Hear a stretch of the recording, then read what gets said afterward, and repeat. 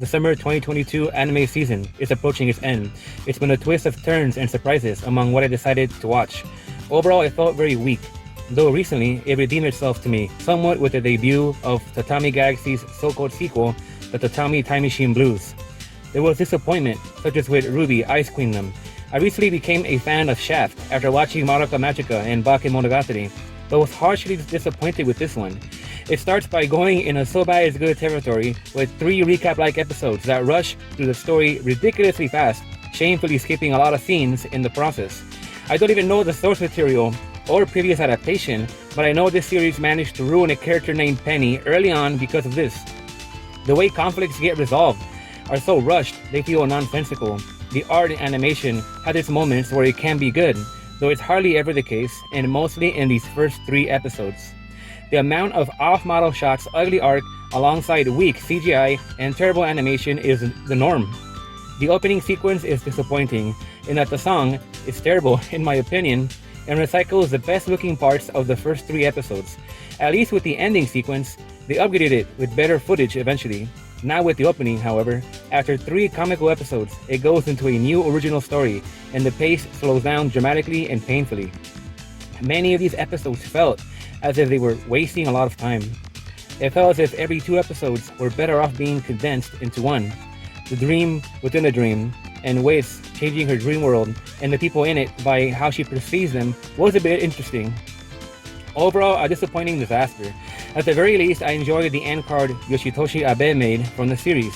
He is known for working on Serial Experiments Lane, Hamare Rembe, Textilize, and Ghost Hound, among other works.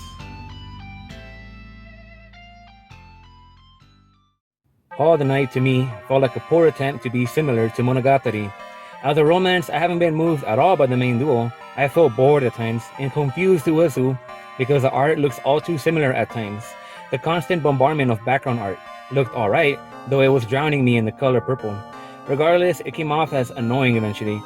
I'd rather the series do some world building of the town, the people, and more of the exciting nightlife than vomiting background art devoid of people. It made me feel like it's a ghost town because of that. Ko fits that mold of protagonists I've come to despise, coward-like main characters who fight with friendship and who are awkward and insecure about themselves among crying a lot. Anime needs better protagonists in general. I don't have much to say about Nazuna. I find it amusing that the viewers can't stop arguing over her anatomy.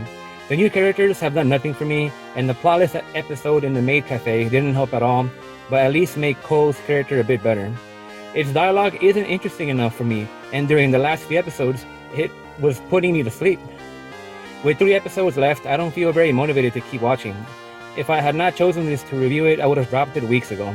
If you're looking for a good romance, watch Karekano. If you also want vampires, check out Bakemonogatari instead of this. My next disappointment is with Orient Part 2. Part 1 I reviewed last year. It proved to be a very poorly made, bland, and hideous looking shonen anime.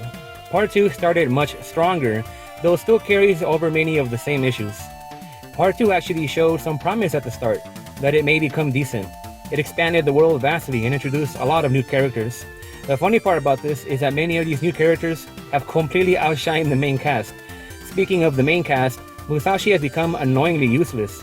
I thought at first it was to give a different type of shonen protagonist that isn't all too powerful. Eventually it became annoying out of how useless he became and how he uses the power of friendship. Kojiro and Tsugumi have essentially been shafted to the side as background characters. The powers in this anime at first seem like they could be interesting, as some of the warriors fight with all their energy combined into whoever is leading the battle. Their powers are determined by which color blade they are born with. Then, their swords became goofy laser guns. The worst part about the fights in this anime is how ridiculously overpowered some of the heroes and villains are. I like Shiro's character. This antagonist, who seems to have ulterior motives among his so-called allies, is the sadistic, constantly smiling Bushi, who likes to satisfy his own thrill more than the mission. He has the power to teleport the bottom of the ocean at you and crush you with his pressure. It sounds ridiculous, and it is. There's no telling what is going to happen because of how random and overpowered many of the characters' abilities are. There's a decent section in the middle where Michiru has her moments with Musashi, though after a decent start, Orient fell off for me again, and it seems hopeless now.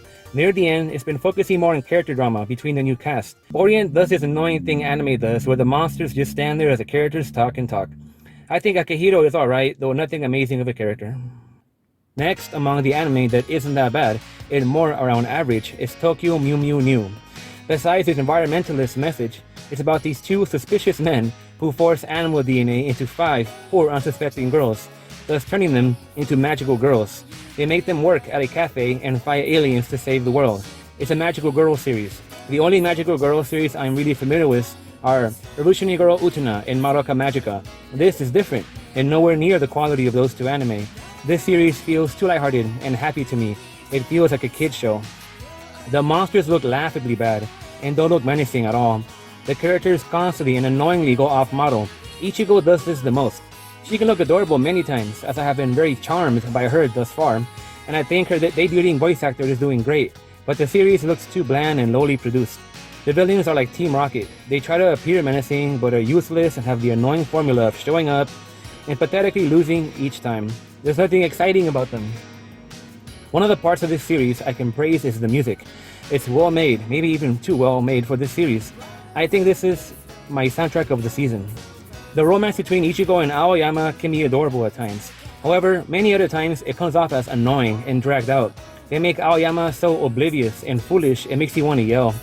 It's another romance that moves so much at the pace of a turtle that I am nearly over it now and want them to just start dating already instead of seeing the writing make them both constantly look like fools.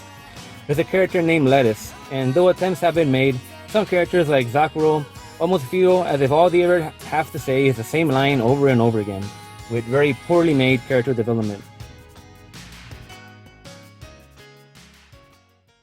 Slightly above average is Summertime Rendering. It's nearly done with its 25 episodes. It tries to do what anime like Re:Zero does. It involves a character who discovers he can go back in time if he dies. He has limited chances and can't do it too quickly as a result, and there is also a threat from shadow monsters who are trying to kill everyone. It's a mystery series, with a plot so convoluted and ridiculous at this point that I cannot take it seriously anymore. It's annoying when a character knows something crucial to the plot and responds with, "I won't tell you," the way this series executes it. It's annoying how too many of the twists and moments where characters outsmart each other isn't cleverly written, but done by the writer making up ridiculous mechanics with the magic that seems like it comes out of nowhere. The protagonist annoys me and feels like a copy of Subaru from said Re:Zero. He does learn to grow and mature, to the extent he becomes much braver and an amusing tactician. The last episodes are intense and very engaging, to the extent it reminds me of how Attack on Titan, the final season, made me feel. I still have too many problems with this series, however. To build tension and to make dramatic scenes more dramatic, this series takes this comical approach of hilariously exaggerating the characters' reactions and facial expressions. I cannot take it seriously when it happens and laugh every time. The gore can come off as too cartoony at times also. The back and forth between the protagonist and antagonist is turning into Tom and Jerry. I can enjoy watching this story unfold, but have given up that it will be coherently done. I have enjoyed Black Neil's character. It's nice to see a shadow try to become human and not come off as another Rei Yanagami clone. Hizuru became another of my favorite characters and has a special case regarding her and her twin brother that makes her more interesting as a character. At this point, I think all I remember this for is its first opening sequence. The song is very good, but the second opening sequence is a major downgrade in my opinion. Next, and in my opinion on the same level, is Lycoris Recoil. Aside from how I feel about the series itself, this anime has produced one of the most annoying fanbases I ever had the displeasure of being a part of. Trying to discuss anything about this leads to people crying about the Yuri question, destroying almost all potential discussion. As for the series itself, there isn't much to say about it anyways. I don't blame them for spamming the internet because of the lack of meaningful discussion. It started out as a seemingly action-packed girls defeat villains with guns type of series, but often deviates into the two main leads, Chisato and Takina, doing casual things together. It tries to be political, though its attempts feel laughable, especially with Majima, whose plan to stir up trouble feels pretty laughable. Speaking of the action, there's a disappointing amount of it in this series, and towards the end it feels like it abandoned it and stopped trying. I don't really find any depth to any of the characters. The only real interesting part for me personally is Mika and Shinji.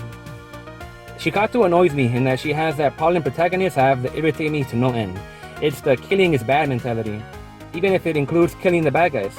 It's considered painfully so far. Her personality is very optimistic to the point it has an uplifting effect, such as what the characters in K-On! Can do. Though her never being able to face reality and showing any real emotion has mostly gotten on my nerves. By talking it, I appreciated that they develop her quickly, then she just becomes completely devoted to Chisato. Towards the end, her, like almost all the characters, show almost no meaningful development and depth to them anyways. Visually, I've enjoyed the nice intermission art, though the series begins to shaft its action scenes disappointingly. This used to be my anime of the season, but it was surpassed by a lot of other anime towards the end, and ultimately disappointed me.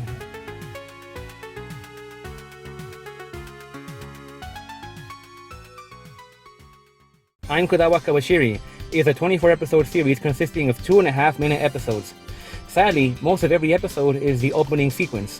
As the series progresses, the audio quality of the opening song becomes more and more inaudible, hilariously so. KODAMA shows the viewers life hacks among her greasy, chaotic life. A fan of fried chicken and beer, the series feels as if it is showing her mental decline as she hilariously descends into degeneracy and madness. There's a charm to the series with its absurd style, and voice actor Ai Yuki delivers a great performance. She also voices the sound effects and other characters. By the end, there wasn't much to the series, however. I was at least amused to see KODAMA try to educate me with her lazy way of life. The new main abyss has caused me lots of disappointment. It leeches off the first season too much to the extent it feels as if it overuses season 1's OST and even recycles its moments. One of the highlights of season 1 is the music. Though with this second season, the new music has been disappointingly used and overall not that great. Instead of being marveled by a new and great soundtrack, it uses songs from season 1 too much, drowning out the chance for the new soundtrack to shine, which it hardly ever does anyways. Regardless, even the composer himself shows some doubt of its quality on Twitter. Animation-wise, it's a major downgrade from season 1. Instead of the sinister and detailed shots of the monsters in season 1, season 2 is filled with jarring CGI. That's not to say that CGI can look good. Instead, it's just to say it failed in this case. Honestly, it was painful watching Main Abyss become this bad after I was moved deeply by its first season and third movie with Bondrewd. The obvious Bondrewd clone does nothing for me, and it takes a while for the new season to get better. It doesn't feel like Rico has done anything besides eat roasted testicles, which is ridiculous. The creepy things the author tries to slip in his work are present here again also. Story-wise, the Golden City is interesting in what happened there and continues to happen. Reg gets much-needed exploration and his past begins to slowly unfold. Fortunately, the more recent episodes have been much better, as the 1-hour finale approaches in 2 weeks.